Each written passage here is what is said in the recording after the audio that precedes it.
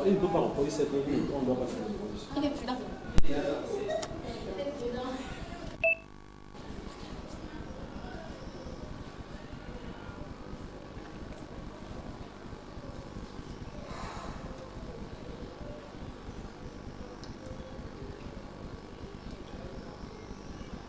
Mesdames et messieurs, bonjour et bienvenue sur Salvation Live. Nous sommes sur le plateau de Selon les Saintes Écritures. Aujourd'hui, nous parlons du salut par la grâce. Avec sur le plateau le pasteur Augustin, à qui nous disons bonjour. Bonjour pasteur et bienvenue. Bonjour à tous ceux qui nous regardent à ce moment. Bonjour à la présentatrice. Et je me réjouis d'être encore une fois de plus devant nos chers internautes. Pasteur, le plaisir est partagé.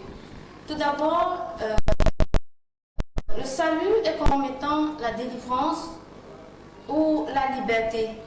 La grâce ou l'expression par la grâce seule, puisqu'il est question du salut par la grâce, vient du latin sola gratia, qui désigne un principe théologique chrétien selon lequel le salut des hommes est obtenu par la grâce seule, c'est-à-dire par la seule volonté de Dieu. Cette question du salut a toujours préoccupé les hommes et ce depuis les temps anciens. C'est le cas de cet homme dans les Actes des Apôtres, chapitre 16, du verset 30 à 31, qui demande à l'apôtre Paul: que dois-je faire pour être sauvé? De même, les Juifs demandèrent aux apôtres, après leur prédication, que devons-nous faire? Chers internautes, nous espérons que l'intervention du pasteur ici présent vous permettra de combler vos attentes et vous ouvrira la voie vers le salut. C'est pourquoi nous vous prions d'être attentifs et même d'avoir de quoi noter pour nous faire parvenir vos différentes préoccupations au moment opportun. Tout d'abord, pasteur, je reviens vers vous pour vous demander qu'est-ce que le salut? Le salut, à notre sens, c'est le fait d'être sauvé d'un danger ou de la mort. Le fait d'échapper à une situation désagréable ou tout simplement à la damnation éternelle. Voilà ce que c'est que le salut. Nous voulons savoir pourquoi la Bible a-t-elle parlait-elle du salut, parlait-elle du salut par la grâce dans Éphésiens 2, où je dis le chapitre 8 précise, c'est par la grâce que vous êtes sauvés.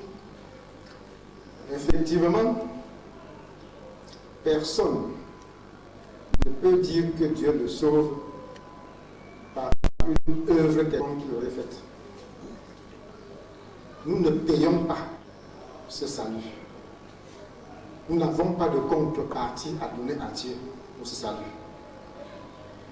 Il le dispose à quiconque veut le prendre.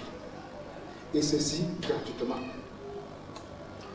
Si l'on considère, comme nous l'avons dit, que être sauvé, selon que Dieu nous fait comprendre, ça veut dire échapper à la condamnation éternelle, échapper à l'enfer.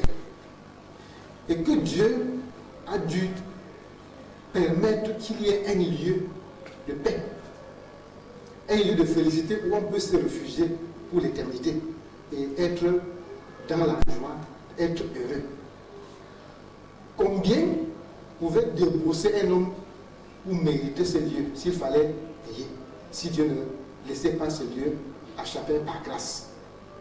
On dit donc que le salut se fait par grâce, Parce que personne ne peut payer la valeur de ce salut-là. Personne n'est capable de dire je débourse de l'argent ou quoi que ce soit pour dire à Dieu j'ai mérité parce que j'ai donné quelque chose avant d'avoir le salut. Dieu dispose cette grâce pour tout le monde, pour celui qui veut l'avoir.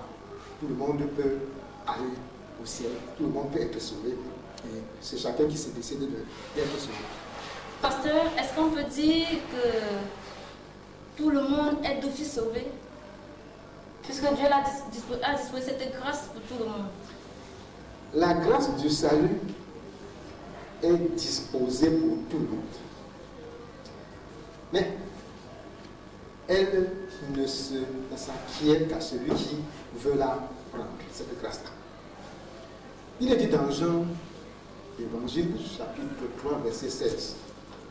Car Dieu a tant aimé le monde qu'il a envoyé son Fils, afin que quiconque croit en lui ne périsse pas, mais qu'il ait la vie éternelle. Il a envoyé pour tout le monde, il a aimé le monde. Il a disposé dans son Fils pour le sauver.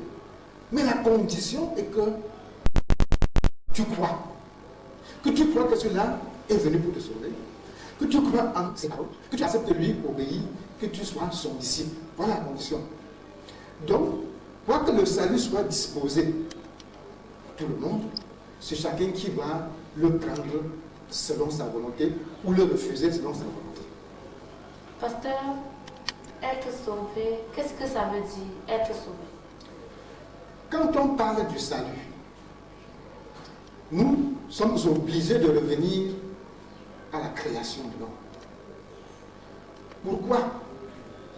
Parce que Dieu, quand il créait Adam et Ève, avait disposé pour eux le jardin d'Éden, le jardin des délices, pour qu'ils puissent jouir de tout le bonheur possible dans ce jardin. Il leur avait recommandé de manger de tous les arbres qui étaient dans le jardin, à l'exception d'un arbre, celui qui était au bout du jardin, car le jour où ils en mangeraient, ils mourraient.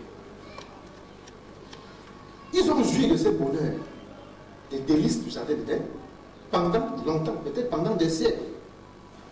Mais un jour, le serpent, l'ennemi de l'homme, le diable, s'est transformé en serpent pour séduire Ève en lui disant: est-ce que Dieu a réellement dit vous ne mangerez pas de tous les arbres du jardin? Elle lui répond: nous mangeons de tous les arbres.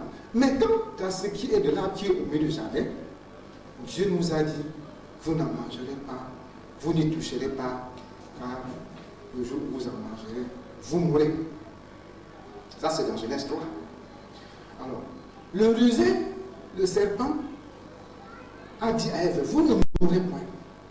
Le Dieu sait que le jour où vous en mangerez, vos yeux s'ouvriront. Vous serez comme des dieux, connaissant le bien et le mal. La femme a convoité donc de ce fruit, elle en a pris, elle a mangé, elle a donné à son mari. C'est là alors que l'homme a chuté, connu la chute. Donc elle a été déchue de ce bonheur qu'il avait dans le jardin d'Éden. C'est depuis ce jour que Dieu est revenu, dit à l'homme: comme tu as obéi à ta femme, voici, tu es poussière et tu retourneras à la poussière. Dès lors, les souffrances de l'homme ont commencé. Et jusqu'aujourd'hui, l'homme souffre et c'est vers l'enfer qu'il s'en va aussi longtemps qu'il reste dans cette désobéissance-là. Le salut donc est venu comment? Dieu donc a prévu toujours dans le jardin d'Éden que, avec le temps, la postérité d'Ève va écraser la tête du serpent, de ce serpent qui les a attrapés, et le serpent va lui blesser le talon. Il était sur une question de Jésus. De Jésus qui est venu, et Satan a tout fait comme il a fait pour le blesser, mais il a fini par mettre Satan hors d'état de nuire, c'est-à-dire par le dégager de la voie de celui qui veut aller au ciel. Donc le salut intervient à ce moment, puisque nous étions tous sous la condamnation à cause de ces péchés et à cause de nos péchés. Maintenant, Dieu a prévu que Jésus vienne et que par sa mort expiatoire, que par sa souffrance sur la croix, il puisse ouvrir pour nous le chemin du ciel. C'est là où on parle de salut. Donc nous avons pu, désormais, nous sommes sauvés par cette grâce que Jésus nous a apporté en prenant notre place à la croix, en devenant un agneau de sacrifice. Voilà comment le salut, ce que veut dire salut et d'où il vient. Oui, pasteur, si nous sommes sauvés, est-ce que ça veut dire que tout le monde est sauvé? Et au cas contraire, qui peut être sauvé? Comme je vous l'ai dit, tout le monde a la possibilité d'être sauvé. Jésus est venu pour ça. Mais je dis, il y a une condition. Il faut croire en celui qui est venu vous sauver. Il faut l'accepter comme son sauveur personnel. Il faut accepter sa parole et accepter de marcher selon sa discipline, selon l'évangile qu'il a prêché, selon l'enseignement qu'il nous a donné.